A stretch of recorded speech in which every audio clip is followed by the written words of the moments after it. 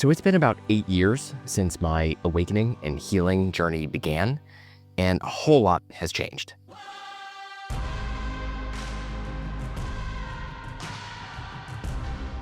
would say that my transformation began at around 20 years old. At the time, I liked to sport nerdy glasses and the same pair of jeans, always preferring comfort and convenience over any kind of style. Looking back now, there was almost this purposeful ditziness about my personality.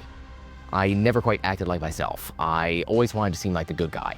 I constantly played out this desire to be seen, yet completely unseen. During that time, I also struggled with chronic, low-level health issues. I studied like an engineer and partied like a frat boy, which meant constipation for days, social anxieties, bitterness, laziness, judgment, high expectations. Seriously, I seemed to teeter between this depression and anxiety on a regular basis.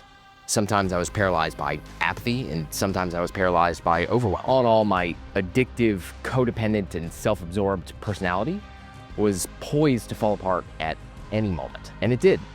Over the next 5 years, everything I knew came undone. My relationships, my work, my interests, my life philosophy, my health, my identity, my desires. Everything that was out of alignment with love and truth slowly unraveled. Sometimes gracefully, easily, and sometimes quite forcefully. The work required to put the broken pieces of myself back together was immense and really fucking painful. But worth it. I mean, truly, now that I have more perspective, I can see just how much of a blessing it is to undergo dissolution of the identity like this. Through surrendering these small, fear-driven attachments, I'm more at peace than ever before. And I've healed nearly every single one of my physical and mental illnesses. As just a few examples, I no longer need glasses to see. I'm free from my anxiety and depression. I'm sober from all substances, and that includes weed, caffeine, and psychedelics. I don't need to use shampoo or deodorant or fluoride toothpaste to maintain my aesthetic. I no longer get sunburn. I'm almost entirely raw vegan. I can sit in meditation for hours without struggle. I create my own work schedule and travel the world doing what I love the most. I wake up with the sunrise every single morning without an alarm clock. And arguably most important of all, I genuinely love myself now. Seeing as today is my 28th birthday, I wanted to reflect upon my journey and provide you with 3 of the most important sources of information that helped me heal and become the person you see in front of you today.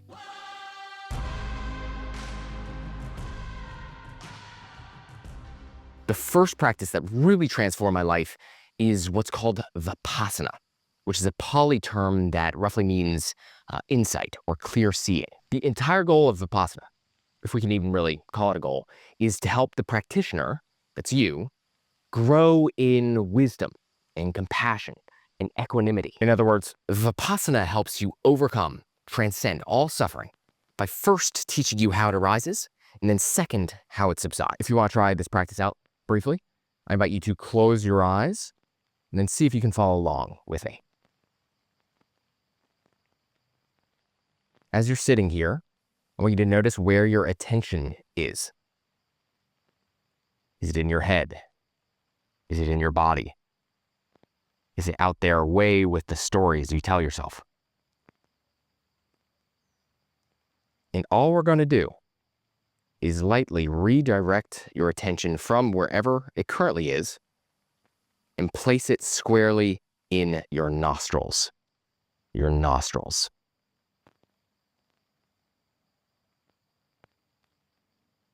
Once you've shined the flashlight on your nostrils, without manipulating your breath, you will simply receive it. You simply feel the cool air rushing in on the in-breath and the warm air as it leaves on the out-breath.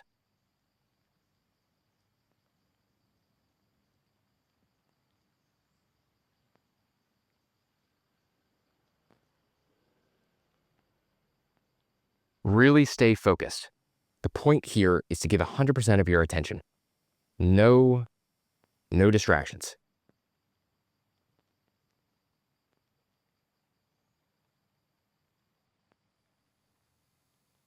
By the way, you have the faculties to zoom in even further than you think.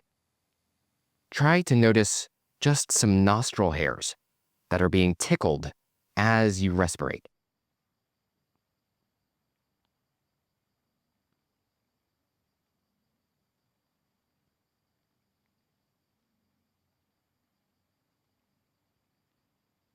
relax your body and try harder.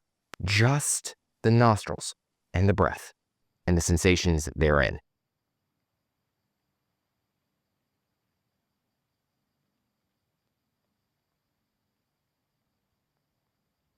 Beautiful. You can open your eyes now. And we only did that for a minute, right?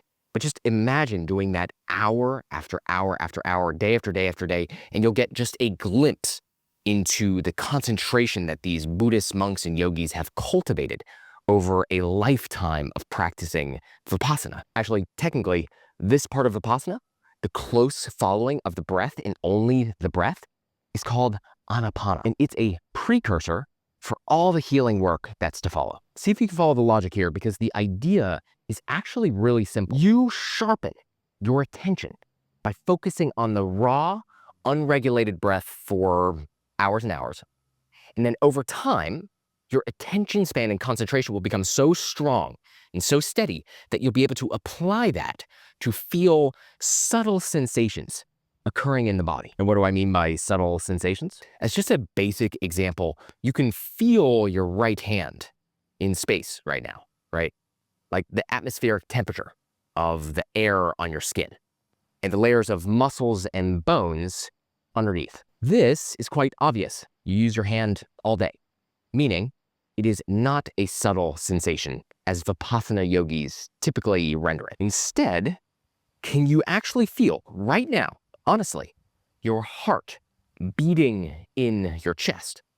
Or better yet, can you feel the fact that your heart isn't just contracting like a squeezing muscle or a stress ball, but rather it actually charges and discharges in ripples like a wave through your heart? Or what about your liver and your kidneys cleaning and filtering your blood right now? Can you feel that? Or your spleen creating white blood cells? Can you feel any of those subtle sensations? They're happening in you right now, but can you notice them? Probably not. And most people think that that's just because it's impossible to feel them. But apparently, after intense Vipassana training, according to monks and yogis, you actually can feel that stuff. Anyways, that's step 1 of Vipassana. Just learn how to focus. But it's step 2 that the magic really starts to happen. And that's the body scan. According to the practice and philosophy, when you start scanning your body from bottom to top, top to bottom, you'll inevitably find some very pleasant and unpleasant sensations held there. Aching, burning, vibrating, exciting, pulsating, calming, heaven and hell, all of it, inside every single one of your cells. To the untrained and miserable mind, every single particle of pain and pleasure that you experience in your body will generally yield a reaction of either craving or aversion. Either you want more of the pleasant, nice feelings, or you want less of the unpleasant, uncomfortable feelings. Make sense so far? But this fact, according to Buddhists at least, is what births all of our misery. All of it. Like, it's what generates and starts the cycle of suffering. Luckily, in addition to finding out the source of suffering, which is the reaction to these bodily sensations cropping up in your physical form, they also discovered a relative loophole to get permanently out of it. Unfortunately, explaining their philosophy on how one escapes unhappiness is so deep and so brilliant that it would take at least 30 minutes to unpack it all. So in the meantime, if you want to learn more about Vipassana, I highly recommend these books.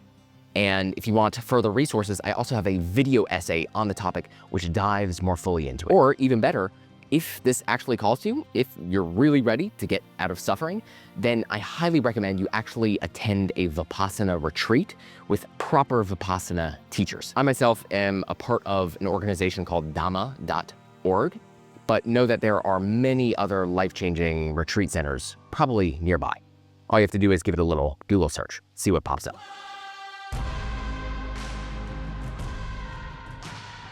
The second practice that has transformed me over a matter of a decade is, of course, yoga. Like, that's what this channel is all about. Now, for the first 3 years of my journey or so, I practiced almost exclusively Hatha yoga. Hatha yoga is what you see typically in yoga studios all around the world. right? Long hold poses, stretches, flashy movements. I mean, out of ignorance, I just didn't realize that there were so many different traditions and factions of yoga, each with their own specialties and use cases, gurus and philosophies. And it took even longer, another couple years, to discover where I felt most at home in these lineages. It's called Kriya Yoga. I first turned to Kriya Yoga when my Kundalini began to unexpectedly open about 4 years ago. And since then, it has been an absolute ballast and staple as I ride out these turbulent seas of awakening. At its heart, Kriya Yoga contains advanced and powerful and effective and simple meditation techniques that helps you know God. Like, know God. Many of these practices actually can't be shared publicly, which is why I can't actually divulge them here to you right now. But I can assure you that when you devotedly practice these techniques, it will lead you to a state of complete and total inner stillness, which then enables you to discover your inherent soul nature and infinite potentiality. In other words, Kriya Yoga uses ancient, sacred knowledge from self-actualized yogis of the previous golden ages to help us mortals achieve enlightenment faster and with less struggle. As a bonus, Kriya Yoga takes very seriously the life and truth of Jesus Christ, which was actually really helpful for me because over the years, I've been falling deeper and deeper in love with the teachings of Christ and the man that we call Jesus of Nazareth. Anyways, if you're interested in learning more, I cannot recommend the SRF Lessons highly enough.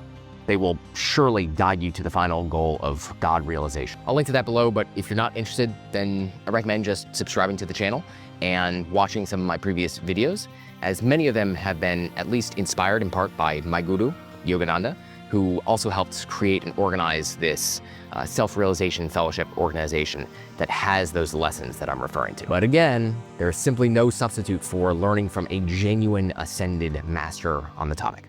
I cannot recommend you get those lessons enough.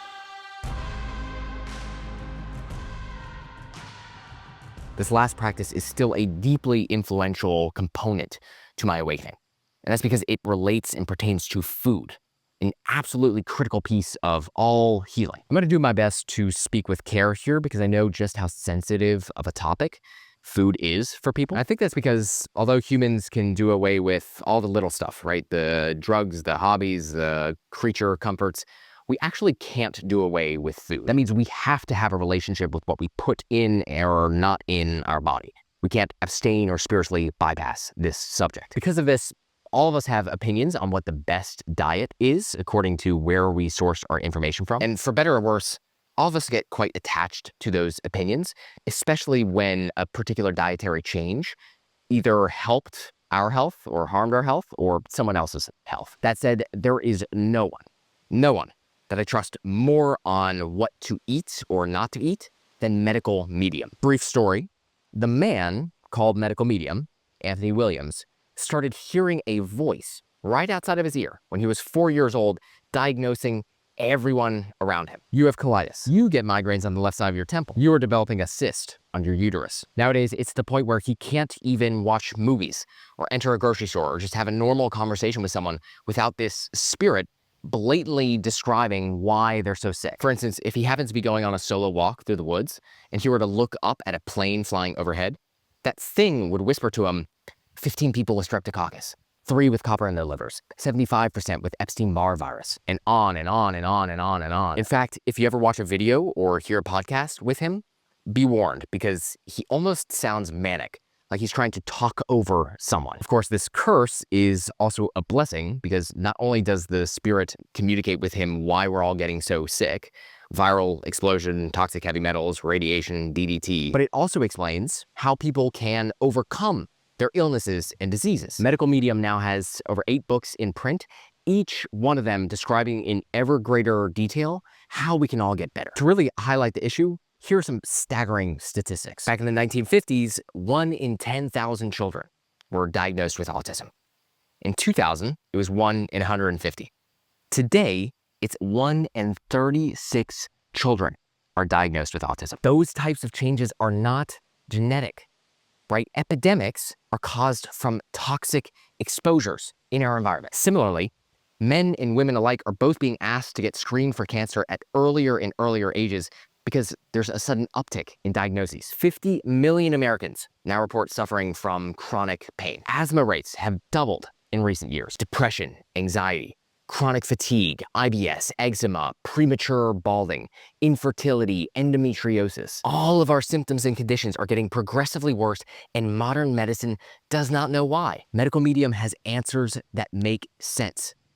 Okay, they are good explanations as to why you're getting so fat and sick and tired all of a sudden. People are rightly hesitant to take on advice about food and health. I get it. Fads come and go. But I am willing to put my entire reputation on the line after reading 3,000 plus pages of Medical Medium books and listening to him for hundreds of hours.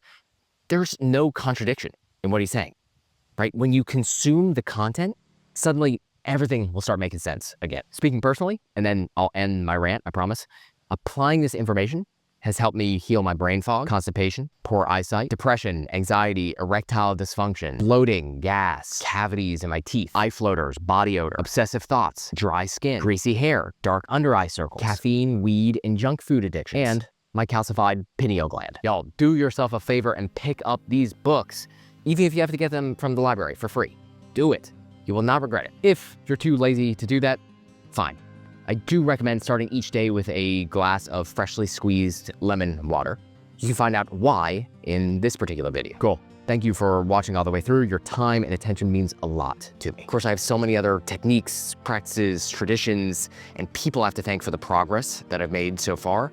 So if you want the full list of my suggested healing and spiritual awakening books, make sure to download the free PDF in the description below. Otherwise, make sure to subscribe to my free weekly Body, Mind, Soul newsletter.